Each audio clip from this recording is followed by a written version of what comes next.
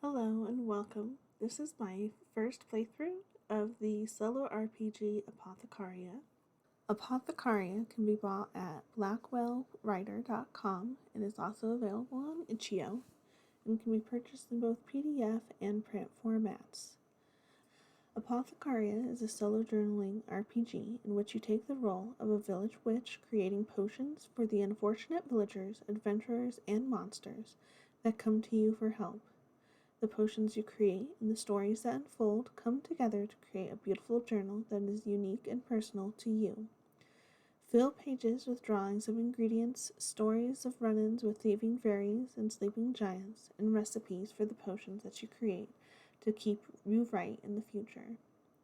With loads of unique ailments like fairy fever, candlestick, and yeti chest, Apothecaria aims to capture the humor and feel of games like Theme Hospital and Stardew Valley, with the coziness and wonder of Studio Ghibli films. To play, you will use the guidebook and a deck of cards with the jokers included to get prompts for your journal sessions. Throughout this time, you will be trying to discover what happened to the missing witch.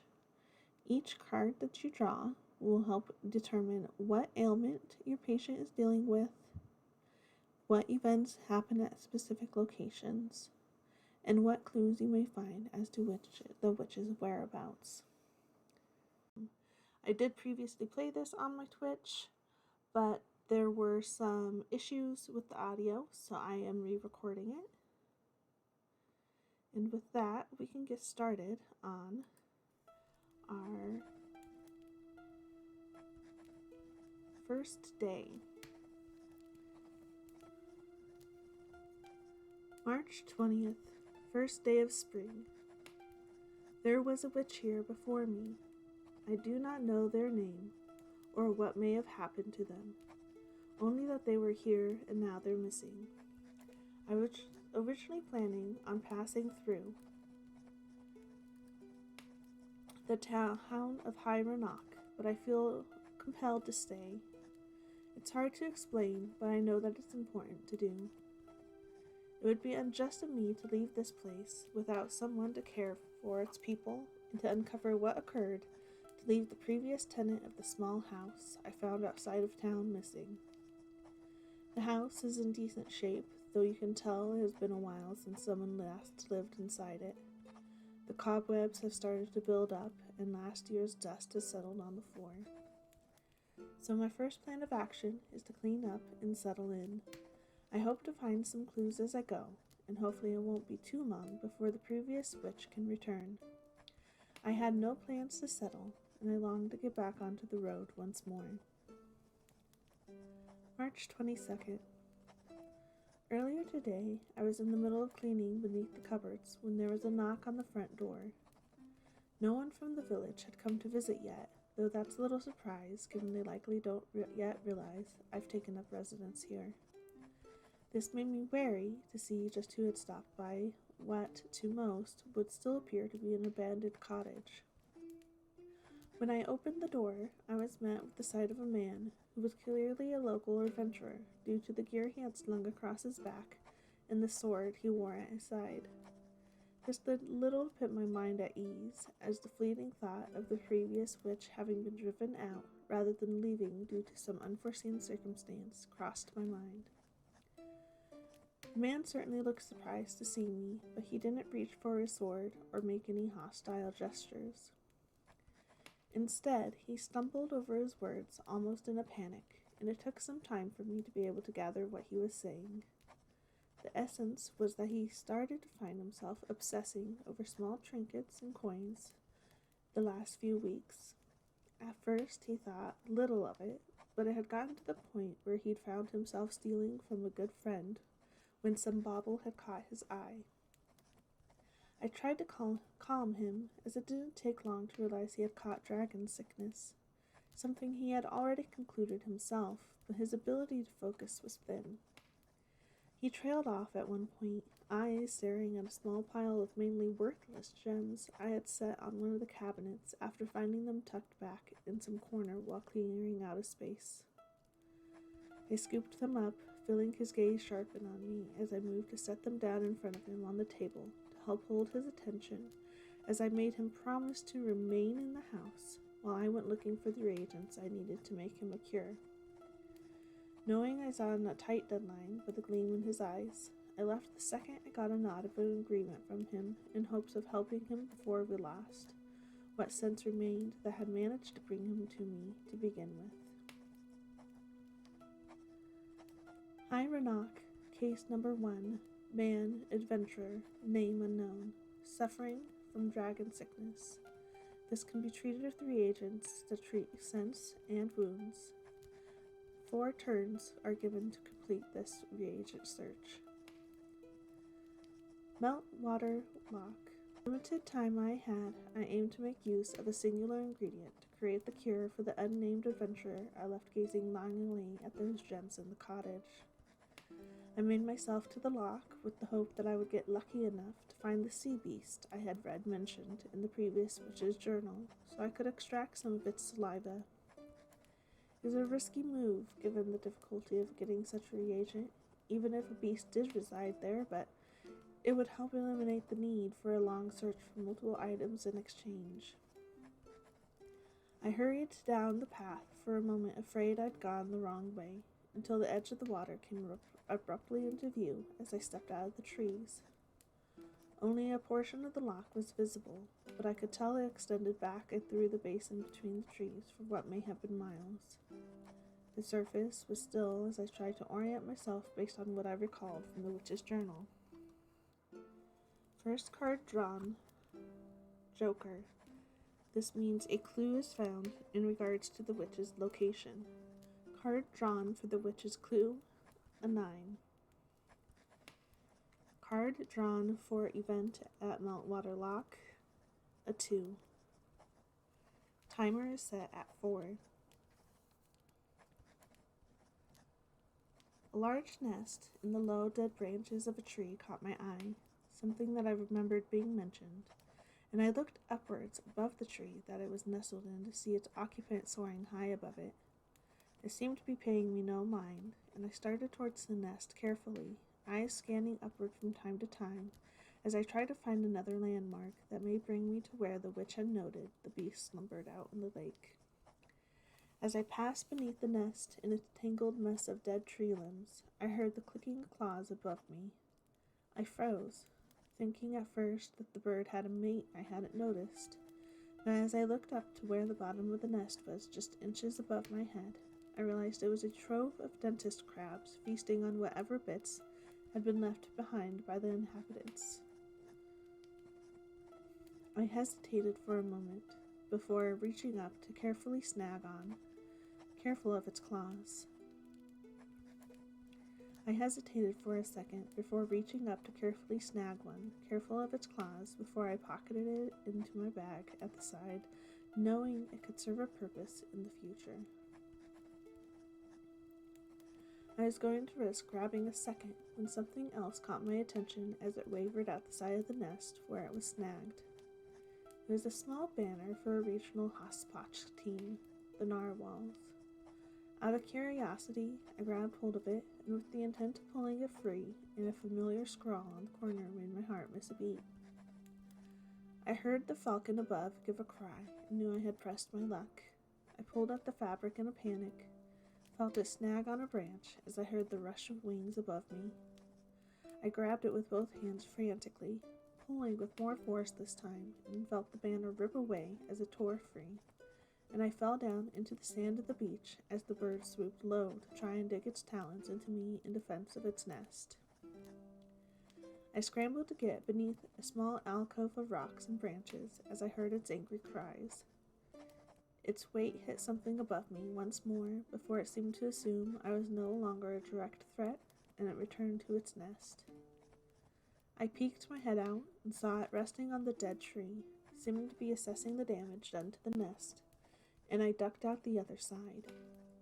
I stayed hunched low to the ground until I knew I'd put some distance between myself and the nest, skirting around the shore, trying to find where the water dropped deep and fast. I had no time to examine the piece of fabric I had pulled free from the nest. I knew I needed to find where the sea beast lair was in hopes of getting the saliva for my patient back home. Foraging point is set to 1. Next card drawn is an 8. Timer is now at 3. I couldn't help but keep my eyes from scanning the sky in case the falcon was angry enough to come after me as I made my way further down the beach. It was likely this that caused me to miss at first the stirring out beneath the surface of the lake in a dark patch of the water. It finally caught my attention as I came close to the edge of the water and the disturbance lapped waves at the shore as the roiling grew more violent. My focus had instead been on the falcon flying once more above, but as I stumbled back in shock as the water in the center of the lock broke, as the beast rose up from below and snatched the bird out of the air. I watched in awe that this must be Baspata, the beast mentioned in the previous witch's journal, and I felt my grip on the torn piece of fabric that I had stolen from the now doomed falcon titan.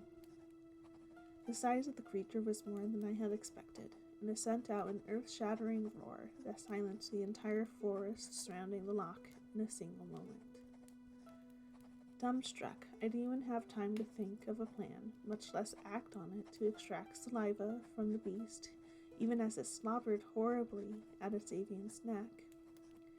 It slipped back beneath the surface as I stood frozen to the spot, and finally shook myself out of the stupor. Lose 1 foraging point due to the shock of the beast's roar. Gain 1 foraging point for this round, so foraging points are still at 1. Next card drawn is a 3. Timer is now set at 2. It seemed that the momentary spell that the sight of Baspata had placed on me dissipated, and I suddenly remembered the task at hand. I glanced at the time, knowing that I was losing my chance to help the adventurer waiting back at the house quickly. I, at least now, knew that the sea beast was close, and if I acted quickly, I may be able to get some of the undiluted saliva from it. I ran along the edge of the lock to get closer to where the beast had risen from, until I found a point that had an optimal view of its great frame still lurking beneath the surface. I needed to try and draw it back out into view in a way that wouldn't end with me eaten like the falcon. As I sat, leaning to watch where it might head, a noise came up from behind me, and I felt a tug at my waist where I had hidden away the dentist crab earlier.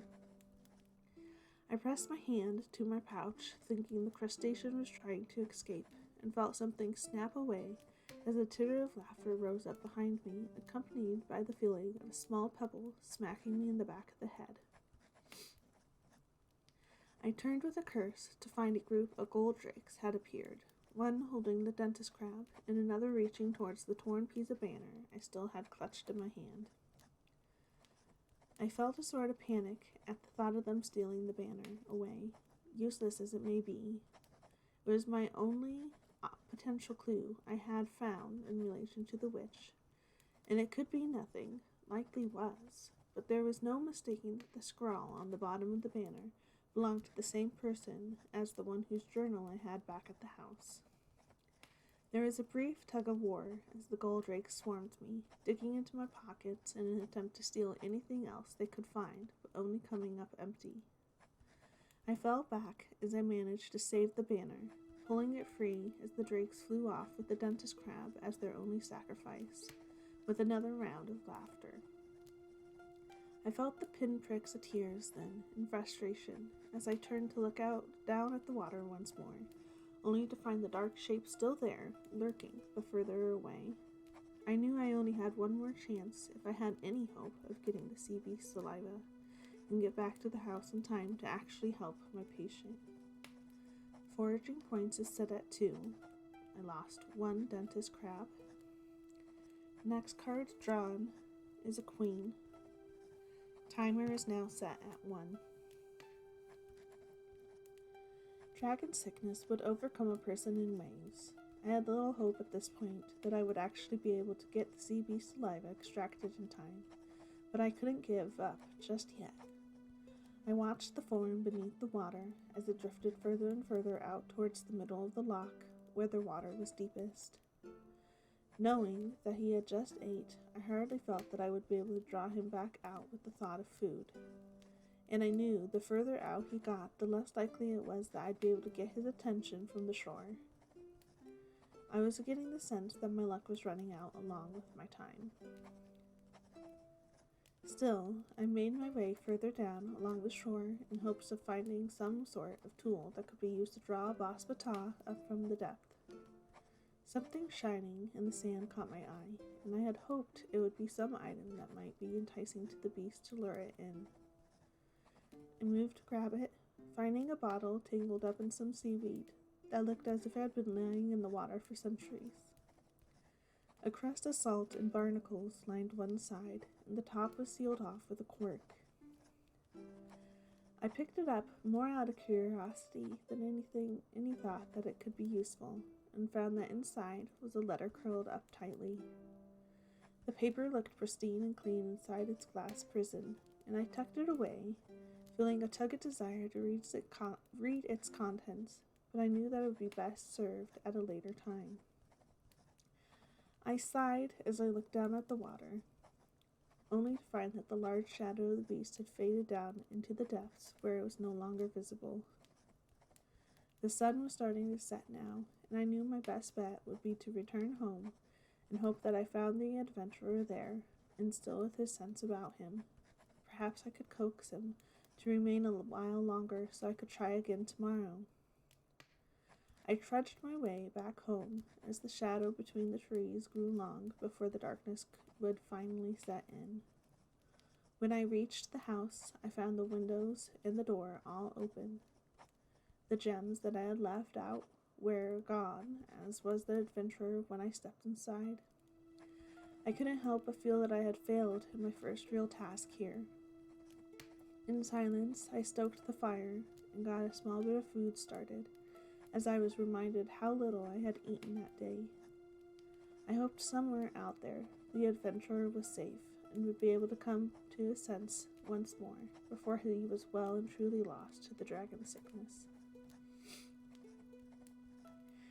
As I ate that night, I pried open the bottle to ease the piece of paper free from its confines and unfurled it to read. I've included it below and believe I will write a response later and follow its instructions to throw it back into the water of the loch to see what curiosity might come in return.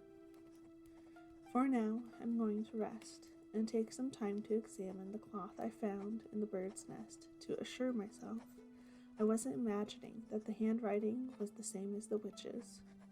Marcius. The letter found in the bottle reads, Dear friend, I see you have found my letter, and I hope that it finds you well. It's been ages since I was last able to make good conversation with someone, and I hope that you are obliged to return my note. If you do not wish to respond, you may simply reseal the bottle with this letter inside it, and toss it back into the loch for another soul to find. I would most appreciate it. If you do wish to respond, you would have my utmost gratitude. Your response can be returned in the same way as the passing along of this note. Simply seal it in the bottle and toss it into the loch so that it can find its way back to me. I do hope to hear from you, friend, and that we can soon have many conversations. Yours, Saren. Marcius's response. To Saren, though I am not quite ready to call you friend, I am curious about your method of conversation. I have had a long day. I am settled somewhere I had no intention of ending up, and I am attempting to solve a mystery while hopefully caring for the people of the town who have yet to even meet me. I hate to admit, but I failed today. I took a risk, and it ended up not succeeding. I left someone to the ailment when I had only hoped to cure them. I will be tossing the note back into the loch that brought me so much frustration in the morning. Perhaps I will hear from you again. If not, it is a nice thought that someone out there may share in the disappointments of the day. Sincerely, Mar.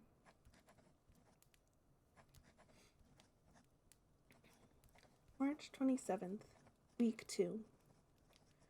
With the start of a new week, I knew it was time to head into town, both for supplies and to make my presence known. I wasn't likely to get any customers or any information if people from the town weren't even aware that I existed. Card drawn is a 9. High Rannoc was a small town tucked amongst the trees, but it still managed to have a thriving sense of life around it due to the highly trafficked roadway that cut through the center. As I passed through, I heard someone shout to call me over, and I was surprised to find a younger individual standing near a cart waving at me. The cart was loaded with a variety of herbs and fish, and as I approached hesitantly, I introduced myself and felt a small twinge at the fact this individual was clearly well acquainted with the lock that gave me so much trouble last week. The man introduced himself as Damien, not the shop owner, but her son who had just returned from a hike out in the wilderness of the area. We talked as he attempted to convince me to buy some of the fish they had, assuring me of its freshness, having been caught just earlier that morning. In the process of our conversation, I explained the reason why I was in town, along with the intent I had to stay for a while. Card drawn was a 4. During this time, Damien's mother had emerged to also greet me warmly, but I noticed the look that passed between her son and herself as the mention of me staying in the house of the old witch. I couldn't quite decipher it, and I felt once more that concern that the town may not be as welcoming to a new witch as I had hoped.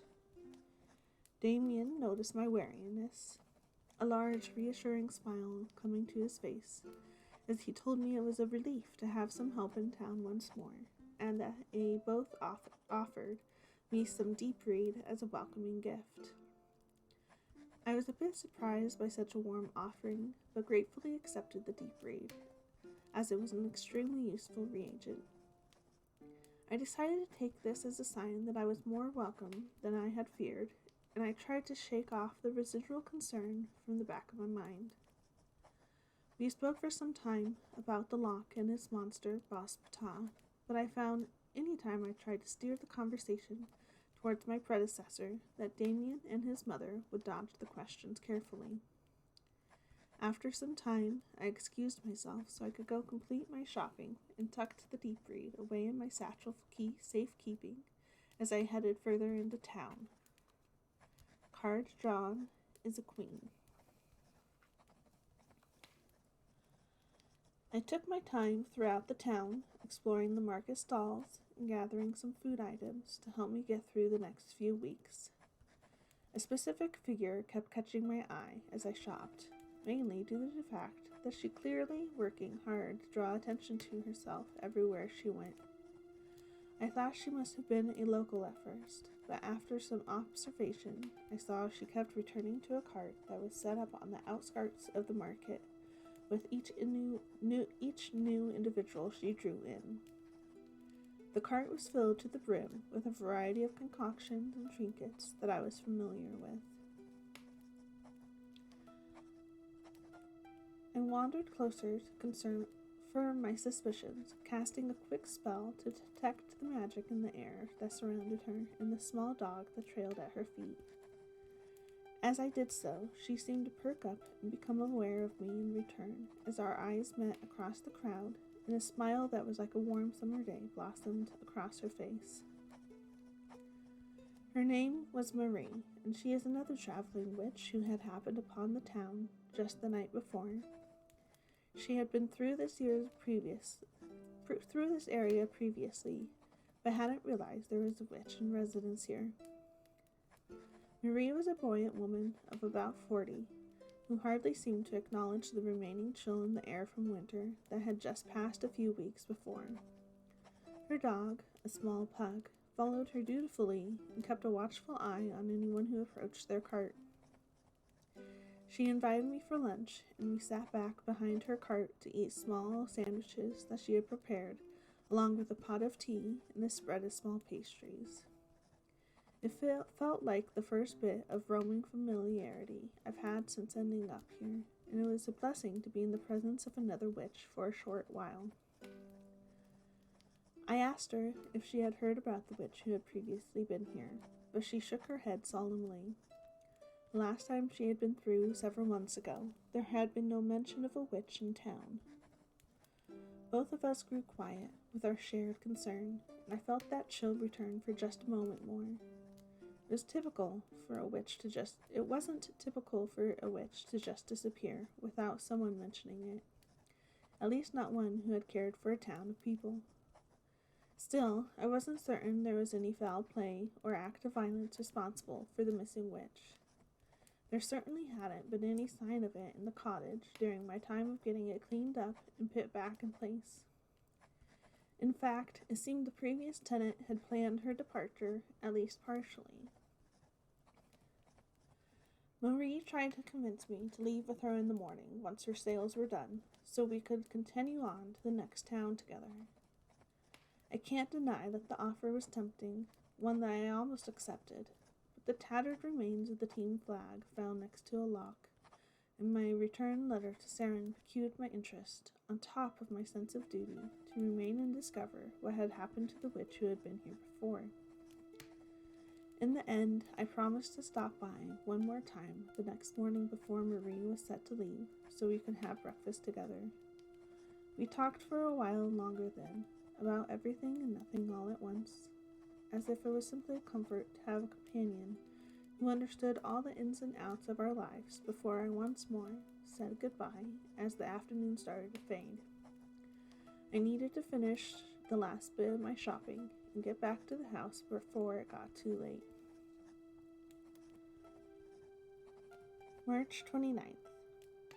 A couple nights had passed since I had said goodbye to Marie over a morning of breakfast, when a knock on my door woke me.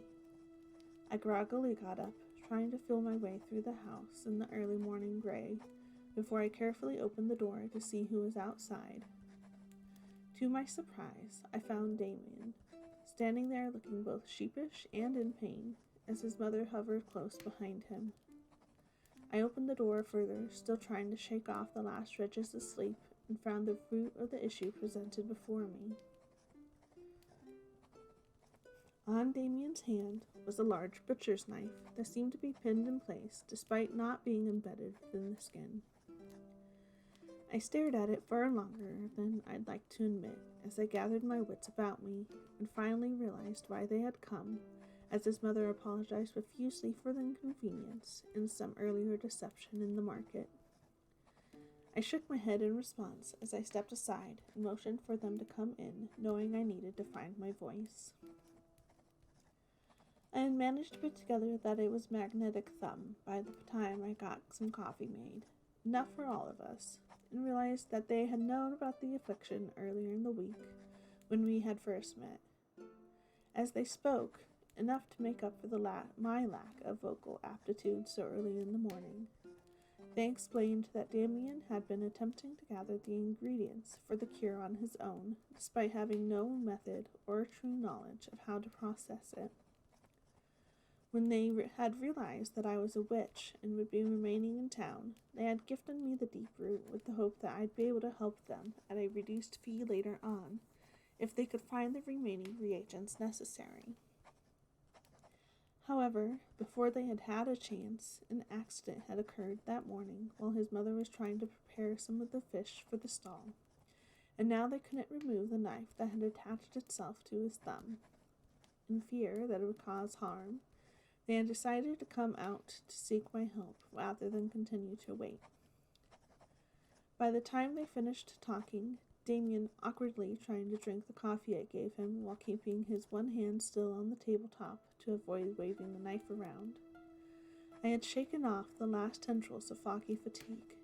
I couldn't fault them for the hope that they'd be able to cure him if they found the reagents themselves. But it was a tricky business to attempt to make such things when you weren't a witch. It pained me, but I knew I would offer them a small discount. They seemed like good people and had welcomed me into the town. I also understood what it was like to be tight on coin when something serious suddenly occurs.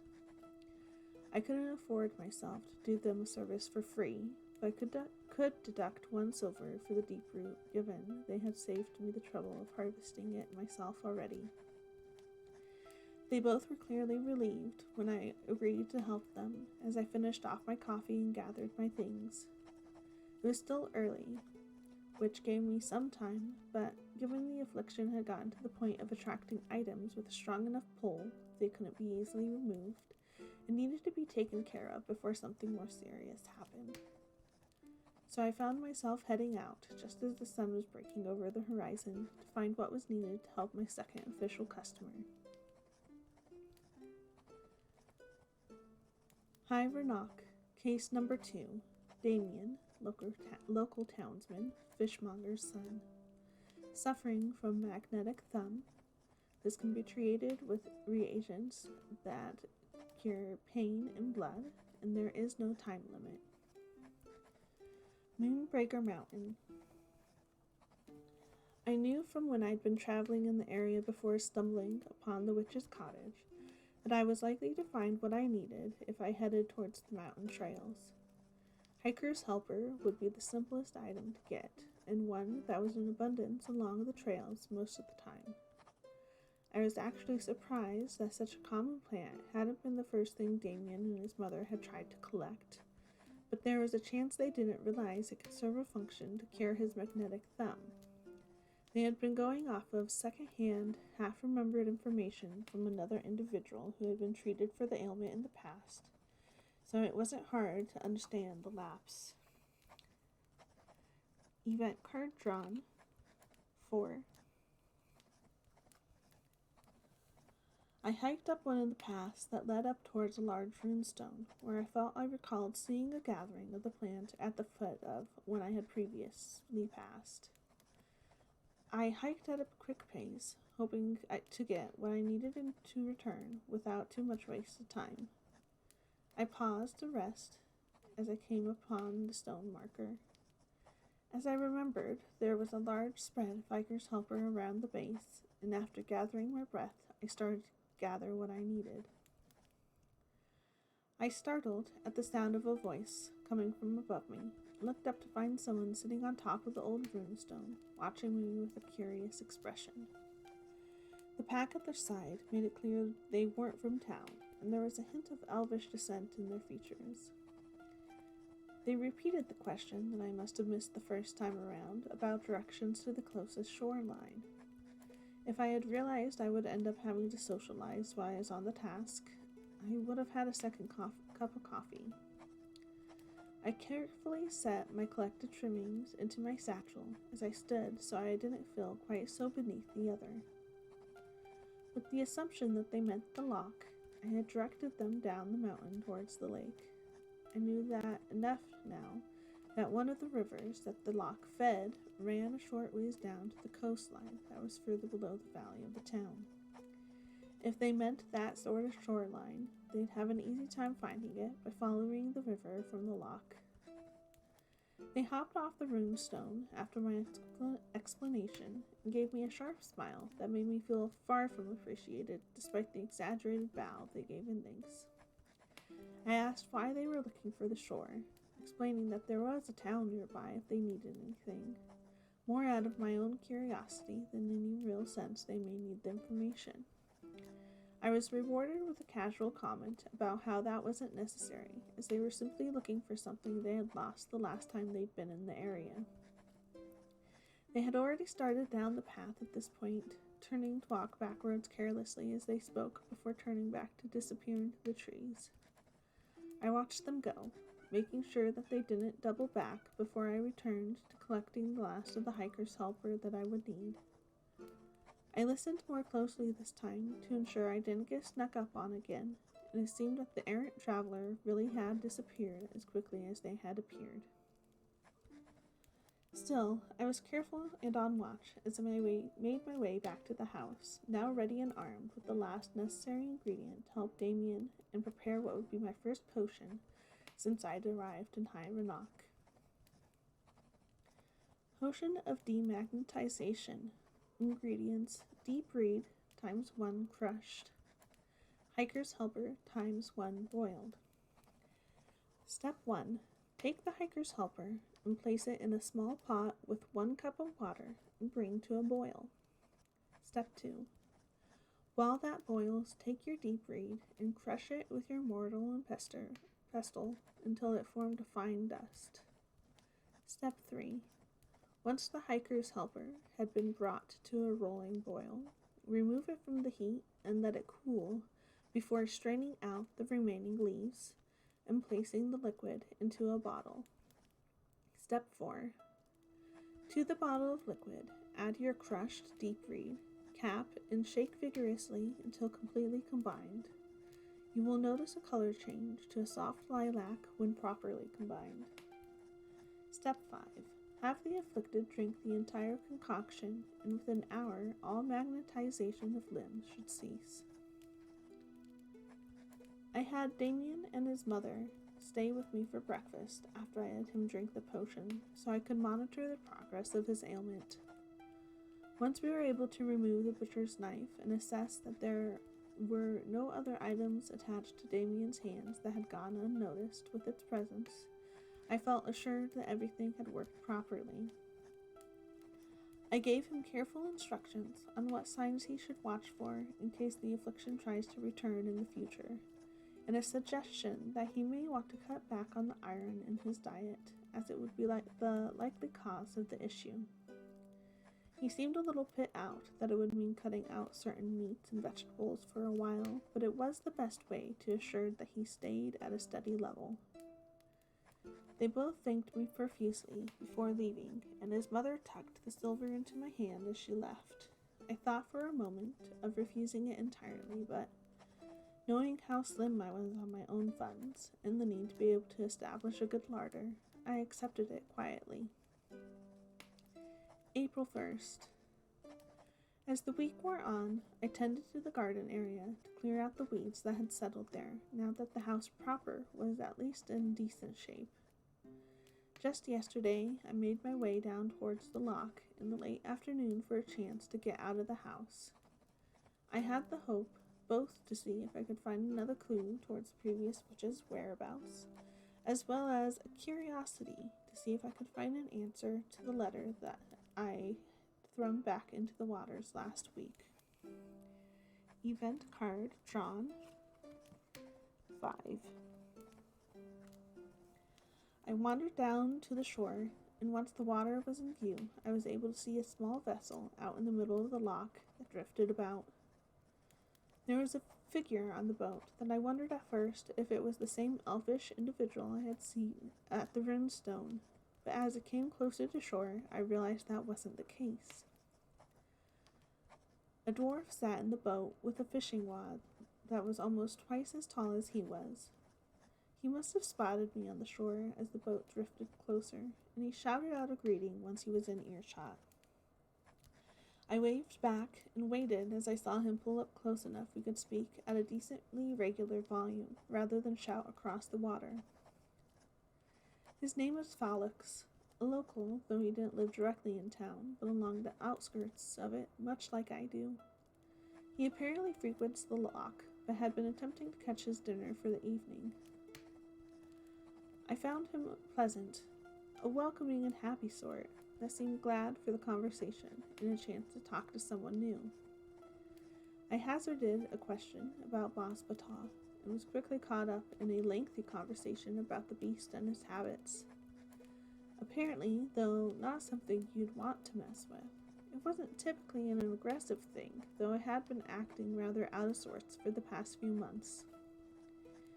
He made a comment that caught my attention at one point, mentioned that the witch before me and I had latched onto it like one of the fish snagging his lures. When I asked about what happened to her, he grew quiet and solemn, as he said that it had been a long time since he'd last seen her. No one apparently knew where she had gone or what had happened to her, just that she was gone and hadn't returned. I got the sense that he had known her well, perhaps more of a friend than some of the others in town.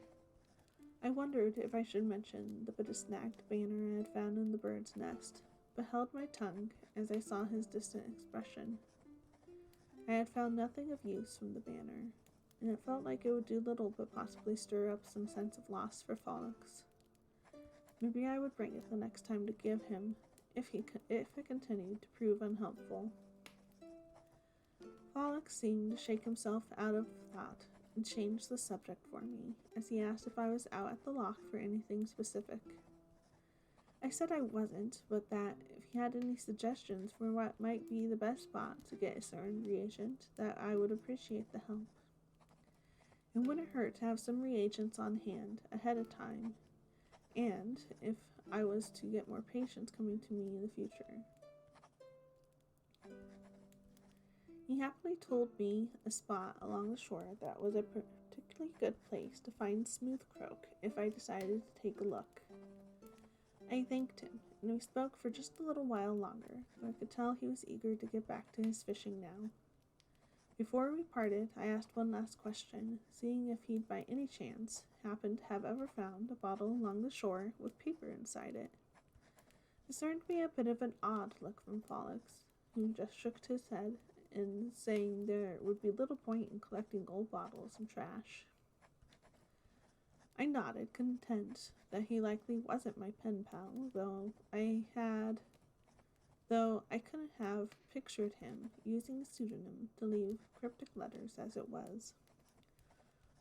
Once he pushed back out into the lake to start his attempt at catching dinner once more, I walked along the shore, heading to find where he said I could find the smooth croak. I pulled my gloves on as I walked, glad that I had kept them tucked into my satchel, and as I approached the marshy area with the telltale croaking song of frogs starting up, I wet them carefully in the loch's water. I took great care in collecting some of the slime from the frogs, catching them and handling them carefully before re-wetting my gloves in between each to avoid hurting them. It was far from my favorite task, but it would save me having to do this in the future if I had a need for croak slime. Event card drawn is a 6. As I finished up with the last of the frogs, my heart stopped at the terrifying bark that rang out over the loch. I recognized the cry immediately, and my eyes darted out to the water to check on Follix's boat to see if it was near. It stood out in the middle of the water, and he must have realized the danger as well, as he was no longer in sight in the bow of the boat. From what I could see, a tarp had been pulled over the top of it that hid him from view. Knowing there would be no chance for me to get out to him, and that he would be safest as he was, I knew I needed to find a place to hide. A second bark rang out as I scrambled away from the marshy shore, towards the bank of driftwood that I had seen earlier. There was a pile tinted up just enough that I thought I could squeeze down into it, and with the shadows stretching as the evening began to settle in, it may provide me enough cover. I needed to act quick, though, as the seconds ticked by, as I anticipated that third, final bark that would signal I was out of time.